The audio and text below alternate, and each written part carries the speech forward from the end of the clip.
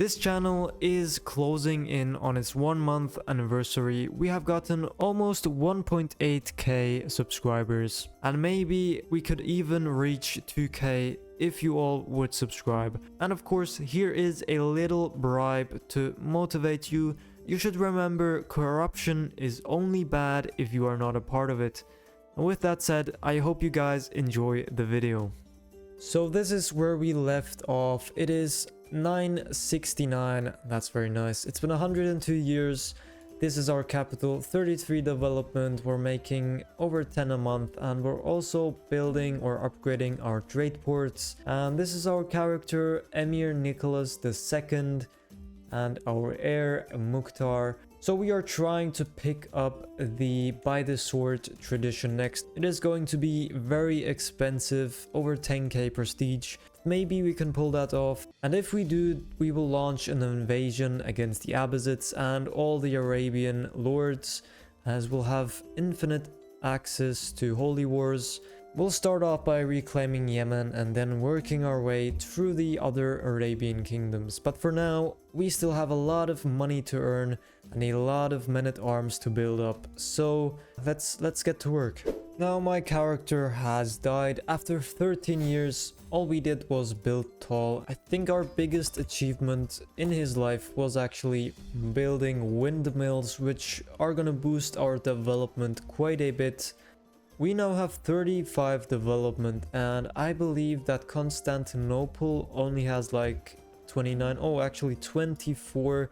So they have been suffering quite a bit, and Rome has 42. So Rome is the most developed county in the whole game right now, and for some reason they do have archer cavalry. It seems he is Magyar. That I've never seen a pope who is Magyar. So yeah, we have a horse lord pope. That is quite unique. Our county is making almost 13. Our development is increasing quite a bit, and I changed my heir to this guy because he does have a son who is Herculean and is one-eyed, so that is pretty cool. I'm going to play this character until I've unlocked mangonels. It seems only 14 months, and then we'll see how long Arched Saddle will take, because they are quite OP. And yeah, we are gonna need a lot of gold. We have entered a new century. It has been almost 140 years since the start, and we have now started to build up that army. And as you can see, we only make 7 gold a month, even though our capital makes 17, because men-at-arms are just that expensive. This character has been stewardship focused, and yeah, we had this one-eyed son. He was a skilled tactician, but as you can see, he's not that good of a marshal. And we also had a second son. He didn't turn out any better. And then our last hope, we had a third son who was Herculean, and it seems he's also become strong, and he's 15. He already has 13 martial. And yeah, let's see what kind of education he gets. And the question is he the man to conquer the Arabian Empire and create a Yislanders empire instead? We will see. But you might have also noticed that we now have over 10,000 prestige. This guy's life has felt like an eternity, because I've held so many feasts and tournaments that I don't even know what the true number is here. And I actually did get 900 prestige from marrying our wife here. She is from a dynasty which has glorious level of splendor. And I think I married a couple times. Yeah. And yeah, we can now go and reform our culture. We can change out mountaineers into the by the sword tradition, so that our son can go ahead and conquer Arabia. Now, this does say we have to wait until next year, and that is fine. We'll just play until then and then change the tradition. Seems I might have skipped a little bit too much, but our son did grow up. He is a skilled tactician just like his brothers, but maybe with a university visit, he'll be a little bit better. Now, I'm going to reform our culture like I mentioned earlier. By the sword, let's see how long this actually takes. 7 years, that is fine. We can wait 7 years. We also need a bit of gold to actually increase the last men-at-arms. I think I will get some camel riders and armored footmen. I think we do have these special culture men-at-arms. They are not too special. They're kind of like light horsemen, but the difference, they're better in hills and mountains. So yeah, they were quite expensive. 81 gold right here. Maybe not worth it, but they are special culture men-at-arms, so I will try them out. We have now picked up by the sword. It seems we're also closing in on our last innovation, the Gilman innovation in the early medieval. Now Gilman is actually a cultural innovation, and it's really good because it does give us a minus 15% in men-at-arms maintenance. And yeah, the rest we've picked them all up pretty quickly. And we can't actually start High Medieval yet. We have to wait till 1050, so we are about 35 years ahead. And within 42 days, we'll pick up Gilman. And that actually will help us out quite a bit. Yeah, our gold just went up by 2, so 15%, very important. Yes, there we go. Okay, so now we should be playing as our son. He's 26. He has started to go down strategist. That is okay. And we're just gonna go down chivalry focus. We'll pick up prepared conscription. Yeah, I'm gonna choose a council, and we are making 5 gold a month, which is more than I was expecting, because we have picked up 3 regiments and we still have to pick up 2, which we will do just before we start the conquest. It seems we actually have a player heir who is both intelligent and robust, so that is quite nice. Now I will go on that university visit, and hopefully it will make us a little bit smarter. And we have finished the university visit, and it seems we did not get a better education, but at least we did get 2 martial perks and a pretty decent book, a book that gives +7 prowess, Yslander Manual of Martial Arts. That is pretty damn cool, and I will also equip that as I did spend quite a bit of money on it. And then we need 2 more perks to go down here, but we are gonna get those as we also have to go on a pilgrimage, and maybe we will get to visit some martial sites. Now, I'm not sure, but I think I have forgotten to show my development. We are at 56, and if I'm not incorrect, we should be the most developed in the whole world. Yeah, we have surpassed Rome. They have 49 development, and yeah, they're still ruled by the Magyar, and he actually looks quite cool. His regent has a Magyar outfit as well. And let's take a look at Constantinople. 31, so they have also increased by 10. But it is safe to say we are the most developed county in the world. And I don't think we'll be developing much more, at least not in this character's lifetime. I think it's more important to get as much gold right now, as those conquests are gonna be expensive. So I have just gone ahead and finished this pilgrimage. We were down here in Antioch, and yeah, this gave us 700 piety, which is pretty good. It has pushed us to devoted servant, which is enough for kingdom level holy wars. Arabia does look pretty unified apart from the Yemeni kingdom, so I definitely know who to attack first. But first we have to return home and also increase these men-at-arms. Now I have returned to my beautiful island, and we have also started to train some camel riders and armored footmen. And once they are ready, we are gonna launch our first attack on the Kingdom of Yemen, and we're actually gonna pick up quite a bit of land. I'm sure there's a lot of Yislanders out there who will be happy to rule over these castles in the mainland. Now our men-at-arms have been created. We have 5 stacks of them, and we are now going to attack the Yemeni. And as you might notice, we are actually now only making 0.4 gold a month. So we're gonna definitely profit from holding more than just one island county, or at least we're gonna have to do that unless we want to end up in some massive debt. And yeah, we're just going to attack this guy for the kingdom. Oh, we can actually ask gold from our patriarch. This is our first war in this playthrough, and we've been stuck on one island this whole game, so I'm sure all those men down here are finally celebrating that they can get away from their wives and mothers and everybody who is on that island, and that they can finally see some other people as well. Now this is going to be our first battle in this playthrough, and I believe, yeah, there is a neutral army. We should destroy them here. They are defending in mountains as well, so they do have a little bit of advantage over us, and we are absolutely destroying them, even though they get a bunch of advantage from defending in mountains. And yeah, that's our men-at-arms. That's what they are capable of. We are just gonna continue sieging. We'll probably fight their main army soon. We have just won against one of their armies, and just for funsies, I will attack the second one now. Yeah, we win this. Okay, I was a bit skeptical right there, but we have also picked up a nice sword, +7 prowess, advantage in hills +8, and night effectiveness. That is actually a pretty good sword, and that pushes up our prowess to 41.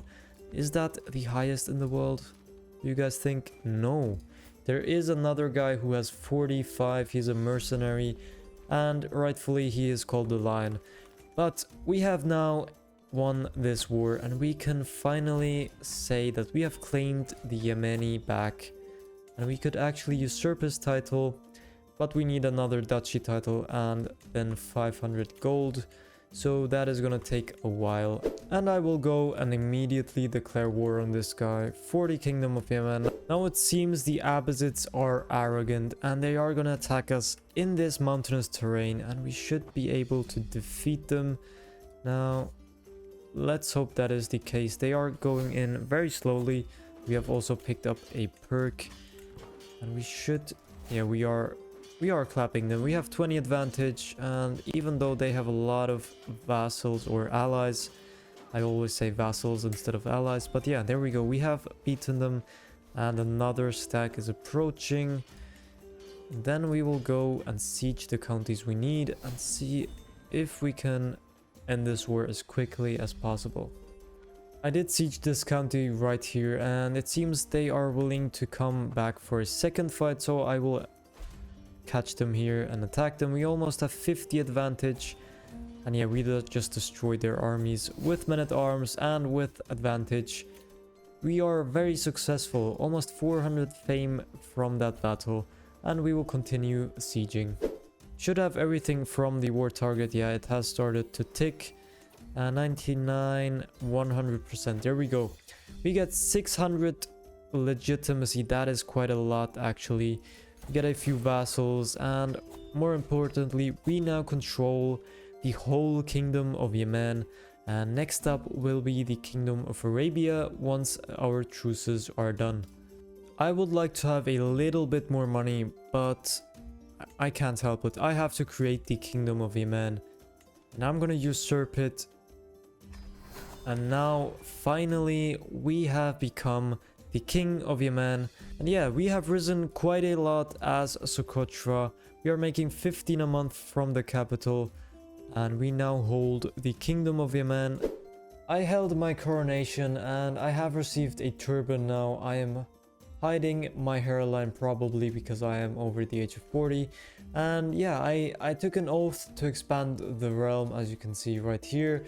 And we did just have a battle here, and they put up every man they had against us, and all of them died. There was 4 survivors, so probably main characters, and we actually only lost 3 people. That is definitely balanced numbers. But yeah, we'll just enforce demands, and we have just gained the Trade Crusader. Interesting. Why have I gained the Trade Crusader? Oh, probably because of the oath. That is actually quite cool. That increases our martial, so we are even a better lord. We can also now complete the oath decision, and yeah, this gives us a lot of things. It also increases our development, if I'm not incorrect. Yeah, it gives us control and development. And on top of that, we can finally create a holy order. Now 17 days to go, and we will immediately declare war on him. That's not the right person. Now here we go. We will declare for the Kingdom of Arabia. He will have quite a bit of allies joining, but that should be fine. And we also did create that holy order just in case. That is 1,000 extra men in case we do need those. And I guess we will just start off by sieging the counties next to us, and then if his armies do appear, we will go and attack him. And this should be a pretty straightforward war for us, as they do have less men. No, they don't. They have 18,000 men. So I will have to play it smart. I have sieged down Mecca, and it seems it is angering. Oh no, I haven't. This is Mecca. Okay.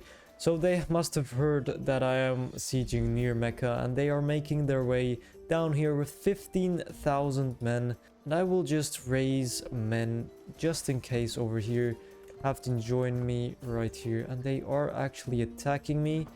Now, ooh, we have 62 advantage. That is a crazy amount. And it seems our men-at-arms are actually winning on their own. That is impressive. Really, really impressive. And yeah, I think with that defeat I will go and siege down Mecca. And yeah, they can't do anything about that. Now I'm not sure what they're teaching in the Baghdad universities or in Jerusalem, but I'm not sure about this plan right here, sending 9,000 men against the strongest army in the world who are defending in mountains. And yeah, I think we will win this. And we actually got Water of Jordan. I just noticed there are 2 of them. That's interesting. Yeah, let's see how this battle goes for them, or for us. And they do have reinforcements coming in as well. We have 50 advantage. Yeah, over 50. And yeah, I don't think this will be a problem for us. Nope. Just like that, we have slaughtered 4,000. Is that 4,000? Yeah, 4,000 men right there. And it seems 2,000 are coming in again. Now we do have 91%. So all we would have to do is siege down one county, and then we would be fine. Now 98%. So we still get percentages from battles. And with this siege, we should be actually finished. And I will get more mangonels for the wars to come. And yeah, that's that. We won against the Abbasids again, and we have claimed the Kingdom of Arabia. Now look, okay, oh no, we got this last video as well. We are going to be possessed just like the first ruler of Socotra, Denha the Miser. He was possessed as well, so we are following in his footsteps. Now hopefully that's not too bad, but yeah, we got interrupted. We conquered Arabia, and look at that, the Yislander horde grows. We have 9,000 men. I believe we started off with like 4,000, 3,500 before we started this conquest. And yeah, our economy now is pretty much just war. So I just returned from that pilgrimage, and I have of course picked up possessed, and I don't think there's actually a way of getting rid of that. So we will just go ahead and declare war on our rival and take the Kingdom of the Abbasids, or I believe that's Mesopotamia. I'm not sure, or I'm pretty sure, but not 100%. So we will just raise up our men, siege the holdings, and yeah, if he attacks us, and we'll win. At least I hope so. He is a conqueror, so it should be a pretty tough challenge. But yeah, with our men-at-arms, we should be fine. Now we do have 200 onagers, and their sieging is quite impressive. We have already sieged 2 counties, and the war just started 4 months ago. And yeah, he's coming in. The conqueror is attacking me, and I'm interested to see if I can beat him here. It is saying I will, and yeah, I have 30 commander advantage. And even though he outnumbers us 2-1, we are absolutely destroying his army. There we go. We have sent them back home. 4,500 died, and we lost 400, but that is fine. Now let's look at our onagers. They are gonna make their way down here, and this siege will take 30 days.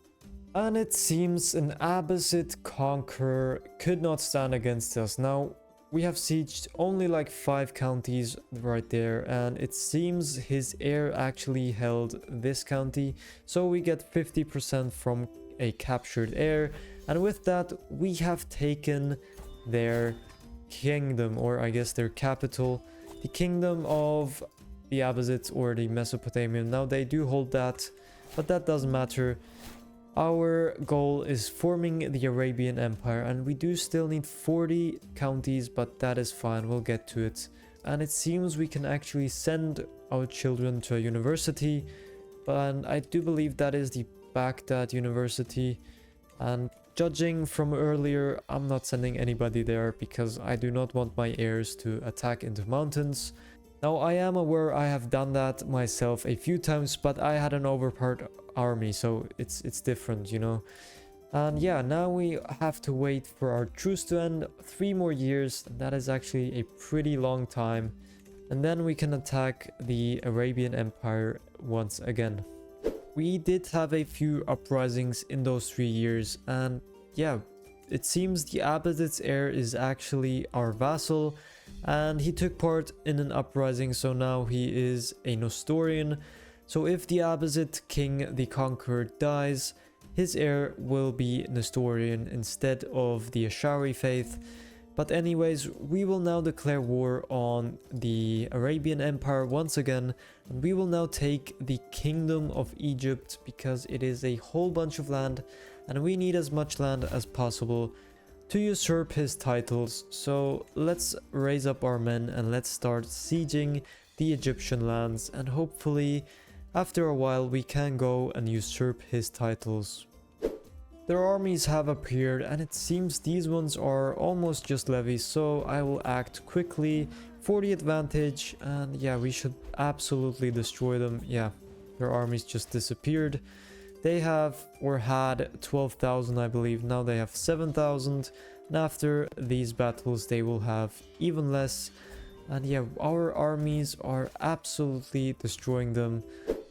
It seems I did not hit record, but yeah, that war was straightforward. We just siege. It takes like 30 days for us to siege these counties, and well, they take 5 months, if not even 10 months without any onagers or mangonels. They did have only 10. By the time they finish one siege, we've already finished 10. So all we have to do now is, I believe, let's see, we need 4 more counties and 2 kingdom titles. So that should be quite easy. Maybe if we attack the Abbasids, can we do that? You still have a truce with them, but this should be over 4 counties. So if we attack the Abbasids and the Arabians do finish up their war, then we can usurp the Arabian Empire. Now, I was granting these titles away, and I noticed something weird. It seems Egypt has decided to bite off Jerusalem and kind of split them into 2. So that means we actually did take the Jerusalem and, well, this whole area with that Egyptian holy war. So now all we have to do is wait and then declare war on the Abbasids, and yeah, we should be done. And the truce just ended, so I will go ahead, declare war on the rest of this area, and we'll siege it down, attack their armies. They are over here, and yeah, then we should be able to actually usurp the title. Now, we did do a bunch of sieging, and now all we have to do is actually beat their armies, and they are over here. So yeah, for the advantage, that is quite easy. Now, can we catch these guys as well? We should be able to catch them, and yeah, there we go. Okay, so I was wrong, 92%, which means 1 more siege, maybe 2, and then this war will be over as well.